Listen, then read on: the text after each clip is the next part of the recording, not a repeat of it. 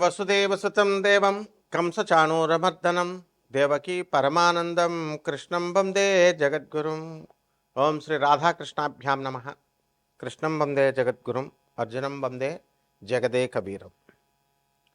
ప్రతి మనిషి కూడా అప్పుల్లో ఉన్నానండి, మరి ఈ అప్పుల బాధ నుంచి నేను ఏ విధంగా బయటపడాలండి అని ప్రయత్నిస్తూ ఉంటారు. మరి 10,000 రూపాయల జీతం దగ్గర నుంచి ఒక 4-5 లక్షల రూపాయల జీతగాళ్ళు కూడా అప్పులు అనేటటువంటివి తప్పవు. దీనికి కారణం కుజుడు. ఆ కుజగ్రహము మనకి మీనరాశిలో 2 ఏప్రిల్ 2026 సంవత్సరం నుంచి ప్రవేశం జరుగుతోంది. అదేవిధంగా మేషరాశికి స్వక్షేత్రగతుడై మరి 11 మే 2026 సంవత్సరం రోజున ప్రవేశిస్తాడు.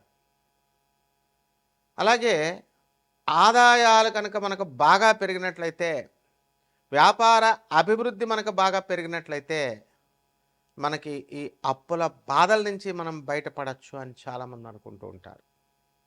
కానీ విచిత్రం ఏంటంటే, మీకు ఆదాయాలు ఎంత బాగా పెరిగినప్పటికీ కూడా ఖర్చులు కూడా మీకు తెలియకుండా ఖర్చులు అయిపోవడం అనేటటువంటిది సంభవిస్తూ ఉంటుంది.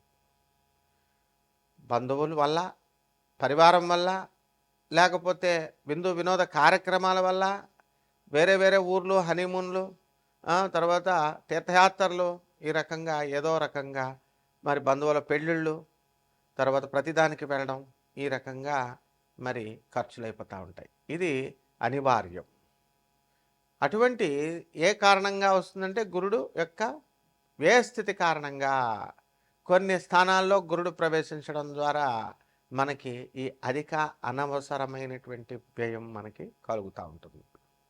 మనకు అటువంటి గురుడు కర్కాటక రాశిలోకి మరి 2 జూన్ 2026 సంవత్సరం నుంచి ప్రవేశించడం జరుగుతుంది. అది 31/10/2026 సంవత్సరం వరకు ఉంటుంది. మరి ఏమండి, మాకు ఇప్పుడు 15 లక్షలు, ఒక 20 లక్షల రూపాయల అప్పులు ఉన్నాయండి. ఇవి అన్నీ చిన్న సైజు వాళ్ళ కోరికలు. ఇవి తీర్పోవాలా? దీనికి ఏదైనా సరే ఒక మంత్రం ఇవ్వండి, ఒక యక్షిణి మంత్రం ఇవ్వండి, లేకపోతే చక్కగా తొందరగా వచ్చేటటువంటి ఒక ఉపాయము.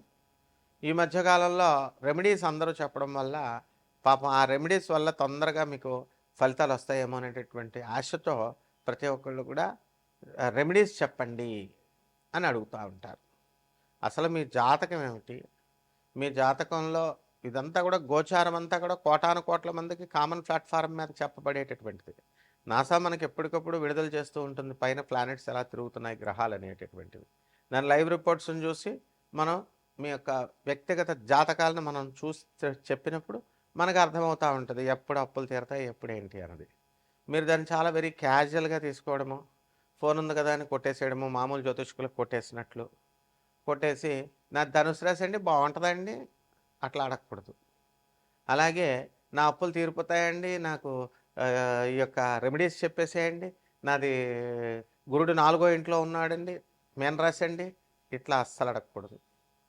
అందువలన ఎందువల్ల ఇలా అయిపోయింది అని అంటే, యూట్యూబ్లో మీకు ఎక్కువ మంది మీకు శాస్త్రం తెలియనటువంటి వాళ్ళు, గురు పరంపర లేనటువంటి వాళ్ళందరూ కూడా ఇష్టం వచ్చినట్టుగా ఈ ఛానల్స్ అన్నీ కూడా వాళ్ళు ప్రోత్సహించడం వలన కంటెంట్ కావాలి కాబట్టి ఛానల్స్ ప్రోత్సహిస్తాయి. ఇక ఈ డమ్మీగాళ్ళందరూ వచ్చి చెప్పడం వల్ల ఏమైపోయిందంటే జ్యోతిష శాస్త్రం మొత్తం భ్రష్టు పట్టిపోయింది. మీరు కూడా వాళ్ళ ప్రత్యేకత ఉండాలని గురుడు 4వ ఇంట్లో, 6వ ఇంట్లో శని ఇలా చెప్తుంటే మీరు కూడా అలా తయారయ్యారు. మరి పోనీ ఇన్ని సంవత్సరాల నుంచి వింటున్నారు, మీ అప్పులు తీరినయ్యా? ఇన్ని సంవత్సరాల నుంచి ఉంటున్నారు, మీ అక్రమ సంబంధాలు అలాంటివి ఏమన్నా మానుకున్నారా? ప్రవచనాలు వింటున్నారు, ఎంతోమంది ప్రవచనకారులు, చాగంటి గారు వీళ్ళందరూ కూడా ఎన్నో సంవత్సరాల నుంచి చెప్తున్నారు. ఒక్కొక్కళ్ళు గోశాలు పెట్టుకున్నారు, దేవాలయాలు పెట్టుకున్నారు. వాళ్ళకి అబ్బాయి గురుగారులు అండి డొనేషన్లు ఇవ్వాలండి, ఇస్కాన్ వాళ్ళండి, వాళ్ళు ప్రతి తిథికి కూడా నరసింహస్వామి బర్త్డే ఈరోజు డబ్బులు వేసేయండి, అన్నదానం చేస్తాం, ఈ రకంగా తయారైపోయినాయి మొత్తం అన్ని సంస్థలు కూడా. మరి దానివల్ల ఆధ్యాత్మికత భ్రష్టత్వం అయిపోయింది.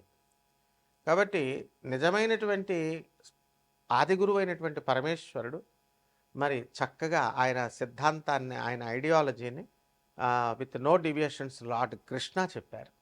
లార్డ్ కృష్ణ చెప్పినటువంటి ఐడియాలజీని మళ్ళీ చక్కగా పరమేశ్వరుడే ఆయన అవతరించి ఆనందమూర్తిగా వచ్చారు.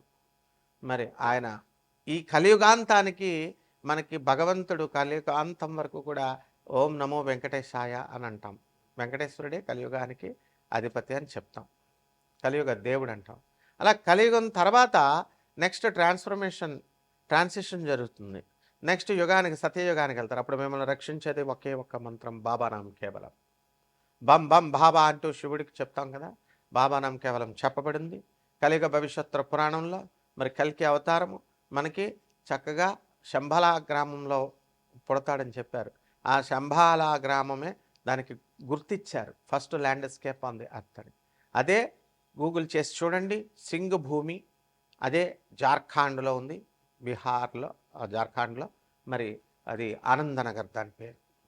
మరి అక్కడ తపస్సు చేసినటువంటి వాళ్ళు, మరి అక్కడ ఎప్పుడు కూడా ధర్మమహా సమ్మేళనాలు జరుగుతూ ఉంటాయి. దానికి ఆ యొక్క మంత్ర జపము, చాంటింగ్ జరుగుతూ ఉంటుంది, బాబానాం కేవలం కీర్తన జరుగుతూ ఉంటుంది. ఇవన్నీ కూడా మీరు తెలుసుకోవాలి సీరియస్గా. ఎందుకంటే లార్డ్ కృష్ణ మధురలో పుట్టాడు, దట్స్ ఆల్. గోకులంలో పెరిగాడు. రాముడు అయోధ్యలో పుట్టాడు, అయోధ్యలో పెరిగాడు, అంతే. దానికి రామాయణం మైథాలజీ ఇది కల్పితము, కావ్యము, ఊహాజనితము. శంభాలా గ్రామము హిమాలయ పర్వతాల అవతల ఉంటుంది, అది ఎవరు వెళ్ళలేరు, ఊహకు అందదు. ఇలాంటి పిచ్చి పిచ్చి ప్రేలాపనలు చెప్పకూడదు. మీకు తెలియనప్పుడు నోరు మూసుకొని ఉండాలి, ప్రవచనకారులైనా స్వామీజీలైనా. అది తెలియనప్పుడు గూగుల్ జియోలాజికల్ ఎవిడెన్సెస్ ఉన్నాయని చెప్తోంది. ఎన్జిఆర్ఐ ఇచ్చింది certification, geological survey of India. గూగుల్లో చూడండి సింగ్ భూమి అని. Then how dare you are saying that Shambhala అనేటటువంటిది అక్కడెక్కడో హిమాలయ పర్వతాల అవతల ఉంటుందని చెప్తారు. అది ఊహాజనితం అని చెప్తారు. కలియుగ భవిష్యత్తు పురాణాలన్నీ ఊహాజనితాల, బ్రాహ్మణులు రాశారంటారు ఒకడు. వేదాలన్నీ కూడా 4 శ్లోకాలు చెప్పేసి ఇవన్నీ కూడా ఆవిర్భవించేసి శివుని యొక్క గంట ఢమరక నాదం నుంచి వచ్చినాయి అని చెప్పేటటువంటి వాళ్ళంతా ఎందుకు? రాముడు కల్పితం, రామాయణం కల్పితం అన్నప్పుడు ఎందుకు నోరెత్తట్లేదు? సో మీ జీవితాలు బాగోవాలంటే ఇలాంటివన్నీ, ఇలాంటి అశాస్త్రమైనటువంటి అవైదికమైనటువంటి ప్రవచనాలు చెప్పేటటువంటి వాళ్ళ ప్రవచనాలు విన్నా నాశనం అయిపోతారు. కాబట్టి ఇక్కడ మనకి స్వామి వివేకానందుల వారు చెప్పారు, రామకృష్ణ పరమహంస చెప్పారు, తర్వాత మన ప్రభాత్ రంజన్ సర్కార్ ఆనందమూర్తి గారు, తర్వాత పరమహంస యోగానందుల వారు, రమణ మహర్షి, జగద్గురు ఆదిశంకరాచార్యుల వారు, రామానుజాచార్యుల వారు, వీళ్ళ ప్రవచనాలు వినండి. ఇప్పుడున్న వాళ్ళు ఎవరిష్టం వచ్చినట్టు వాళ్ళు చెప్పే ప్రవచనాలు ఎందుకు వింటారు మీరంతా? ఏం మార్చారు మీకు? మీ జీవితాలను ఏం మార్చారు వాళ్ళు? ఏం మార్చగలరు వాళ్ళు? ఇంకా ఎదురు మీకు కాశీలో మడి భోజనాలు పెడతాం, కింద హాలు కడుతున్నాం, డబ్బులు ఇవ్వండి, పైన కింద ప్రవచనాలు చెప్పిస్తాం. ఇంకా ఇంకా ప్రవచనాలు చెప్పేవాళ్ళు లేరా? అశాస్త్రమైన ప్రవచనాలు చెప్పిస్తావా? సో పైన మనము ప్రవచనాలు చెప్పేటప్పుడు పైన మనం ఏం చేస్తాము, మళ్ళీ ఈ యొక్క హాల్ కడుతున్నాము, మడి భోజనాలు పెడతాము, కింద ప్రవచనాలు కట్టిస్తాము, ఇట్లా చెప్తున్నారు. సో ఇవన్నీ కాకుండా మీ అప్పుల మార్గాలు తీరాలన్నా, ఈ యొక్క ఆదాయాలు పెరగాలన్నా డైరెక్ట్గా శివుడి యొక్క ఐడియాలజీని మీరు ఫాలో అయినప్పుడు, కృష్ణుడి యొక్క ఐడియాలజీని మీరు ఫాలో అయినప్పుడు మాత్రమే వస్తుంది. దానికోసం మీ పర్సనల్ జాతకము చెబుతుంది. అండ్ దాని నుంచి రెమెడీస్ అనేటటువంటి కరెక్ట్ రెమెడీస్, ఇలాంటి పిచ్చి పిచ్చి వాళ్ళు చెప్పేటటువంటి చెట్టు పుట్ట మా దగ్గర హోమాలు చేయండి, 5 లక్షలు ఇవ్వండి, 25 లక్షలు ఇవ్వండి, all this nonsense remedies అన్నీ కూడా మీకు ఏం హెల్ప్ చేయవు. So what are the correct remedies అనేటటువంటివి తెలుసుకోండి. ఒక్కొక్క రాశి వారికి, ద్వాదశ రాశుల వారికి ఈ యొక్క గ్రహ సంచారం వలన ఏ విధంగా ఫలితాలు ఇస్తాయో చూద్దాం. మీనరాశి, ఈ మీనరాశి వారికి అందరికీ కూడా ఏలినాటి శని జరుగుతుంది. మరి జన్మంలో ఉన్నటువంటి ఈ యొక్క శని, కుజ, బుధ గ్రహ ప్రభావాల వల్ల వీళ్ళకి అస్సలు మనశ్శాంతి ఉండదు. చర్మ సంబంధమైనటువంటి వ్యాధులు రావడానికి అవకాశాలు ఉన్నాయి, యాక్సిడెంట్లు అవ్వడానికి అవకాశాలు ఉన్నాయి. ప్రతి చిన్న విషయంలో కూడా కన్ఫ్యూజన్లు వస్తాయి. అలాగే వ్యయస్థితికారకుడైనటువంటి రాహుగ్రహ ప్రభావం వల్ల రాత్రులు నిద్ర ఉండదు. అండ్ ఎంఎన్సీ కంపెనీల్లో ఆల్రెడీ పనిచేస్తున్నటువంటి వాళ్ళు రాత్రులు మీకు ఎలాగో నిద్రలేదు. కాబట్టి ఇటువంటి ఈ యొక్క సైబర్ సెక్యూరిటీస్ వింగ్లో మీకు సక్సెస్ అనేటటువంటిది ఉంటుంది. విదేశాల కోసం ప్రయత్నాలు చేస్తూ ఉంటారు. ఆ ప్రయత్నాలన్నీ కూడా ఫలించడం లేదండి, నాకు కేతు మహాదశ జరుగుతుందండి, నాకు కేతువు లాభంలో ఉన్నాడన్నారండి అని అంటున్నారు. మరి ఇంకా వెయిట్ చేయాల్సినటువంటి అవసరం ఉంది. తప్పకుండా సక్సెస్ వస్తుంది. ఆ కేతు మహాదశ తర్వాత మళ్ళీ మీకు వచ్చేటటువంటిది శుక్ర మహాదశ. కాబట్టి ఆ తర్వాత మిమ్మల్ని ఇంకా ఎవడో కూడా ఆపలేడు. అదేవిధంగా ఈ యొక్క బుధ గ్రహము మీకు మిథున రాశిలోకి 29 మే 2026 సంవత్సరంలోకి మారుతున్నాడు కాబట్టి అక్కడ నుంచి మీరు సక్సెస్ అందుకోవడం అనేటటువంటిది జరుగుతుంది. స్వక్షేత్రగతుడై ఉండడం వల్ల అధిక లాభాలు. ఆల్రెడీ మీరు ట్రేడింగుల్లోనూ ఇతర పందాల్లోనూ వీటిల్లోనూ ఐపీఎల్ మ్యాచెస్కి వాటికి వీటికి ఉంటారు. అలాంటివి ఆడొద్దని చెప్పి నేను ఎప్పుడు చెప్పినా చెప్తాను, నో బెట్టింగ్స్. అయినప్పటికీ కూడా చాలామంది ఆడతారు. మరి అటువంటి వాళ్ళకి ఈ బుధగ్రహ ప్రభావం వలన కొంచెం పర్వాలేదు, మరీ లాస్ అవ్వకుండా ఏదో ఉంటారు. అలాగే రకరకాల వ్యాపారాలు చేసేటటువంటి వాళ్ళు, బియ్యం వ్యాపారాలు, తెలుపు వ్యాపారాలు, హాస్టల్స్, భోజనాలు, మైక్రో ఫైనాన్స్లు, ఫైనాన్స్ బిజినెస్లు, ఇవన్నీ కూడా సక్సెస్ఫుల్గా మీరు మారడానికి అవకాశాలు అధికంగా ఉన్నాయి. అలాగే ఈ యొక్క కుజుడు మీకు వృషభ రాశిలోకి 26/6/2026 సంవత్సరం తర్వాత అర్ధాశ్రమంలోకి వస్తున్నాడు. దీనివల్ల తృతీయ స్థితిగతుడు అవుతున్నాడు. కాబట్టి మీ సోదరుల డెవలప్మెంట్ అనేటటువంటిది మీకు బాగా అవుతుంది.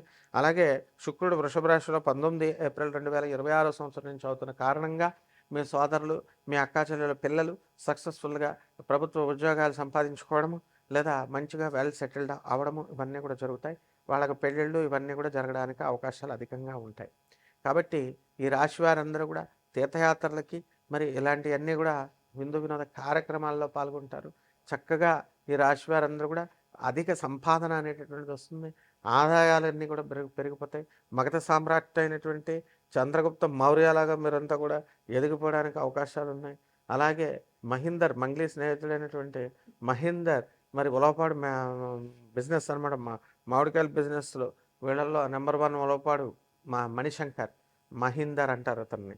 సో ఒక చిన్న స్థాయి నుంచి వెళ్ళి ఒక బ్రహ్మాండమైనటువంటి ఒక సంచలనాత్మక మామిడికాయల వ్యాపారిగా, మామిడి పళ్ళ వ్యాపారిగా మరి ఆయన గుర్తింపు తెచ్చుకుంటున్నాడు. కాబట్టి ఈ రకంగా చిన్న పరిశ్రమలైనా, పెద్ద పరిశ్రమలైనా, చిన్న వ్యాపారాలైనా, పెద్ద వ్యాపారాలైనా మీరంతా కూడా ముందుకు వెళుతూ ఉంటారనమాట. కాబట్టి ఈ రకంగా ఈ యొక్క వ్యాపారాల్లో మీరు అంతా కూడా సక్సెస్ఫుల్గా మీరు ముందుకు వెళ్ళడం అనేటటువంటిది జరుగుతాయి. కాబట్టి అనవసరమైనటువంటి విషయాల్లోకి వేలు పెట్టకుండా ఆడవాళ్ళతో చాలా జాగ్రత్తగా ఉంటూ మీరు ముందుకు వెళ్ళండి. ఎందుకంటే ఏలినట్స్ అని మీకు సంబంధం ఉన్నా లేకపోయినా కూడా మిమ్మల్ని అందరినీ కూడా నిందల పాలు చేయడానికి అవకాశాలు ఉంటాయి. ఇక వ్యవసాయంలో రైతులు కూడా చాలా జాగ్రత్తగా వ్యవసాయాలు చేసుకోవాలి. లేకపోతే మంచి మంచి పంటలు అనేటటువంటి మీరు పండించినా దాన్ని ఎన్కాష్ చేసుకోవడం అనేటటువంటిది చేయలేకపోతారు. వడ్డీ వ్యాపారాలు చేస్తున్నటువంటి వాళ్ళు జాగ్రత్తగా చేసుకోవాలా. చిట్టుపాట్ల వ్యాపారాలు చేస్తున్నటువంటి వాళ్ళు సెక్యూరిటీ చూసి మీరు వాళ్ళకి ఇవ్వాలన్నమాట. అలా కాకుండా సెల్ ఫోన్లో కూర్చొని ఫోన్లు చూసుకుంటూ ఉంటే మీకు డబ్బులు తీసుకెళ్ళిపోతారు, వాళ్ళు కట్టరు మీరు. ఇక పరిహారాల దగ్గరికి వచ్చేసరికి ఏలినాటి శని కాబట్టి శని జపం చేయండి, శని స్తోత్రాలు చదవండి. శనికి కిలోంపావు నల్ల నువ్వుల్ని, నల్లని వస్త్రాలని పేద బ్రాహ్మణులకు శనివారం నాడు ఉదయం 8 గంటలకు దానం చేసుకోండి. దశమహావిద్యల్లో ఒకటైనటువంటి మహాకాళి అమ్మవారి యొక్క హోమాన్ని, అమ్మవారి యొక్క మంత్ర జపాన్ని చేసుకోవడం ద్వారా ఎక్కడికో వెళ్ళిపోతారు. జమ్మి చెట్టు అయినా కానీ, రావి చెట్టు అయినా కానీ చూసుకొని దానికి నీళ్లు పోసుకుంటూ ప్రదక్షిణాలు చేయండి. ఓం శనేశ్వరాయ నమః అని బ్రహ్మాండంగా ఉంటుంది. శుభమస్తు.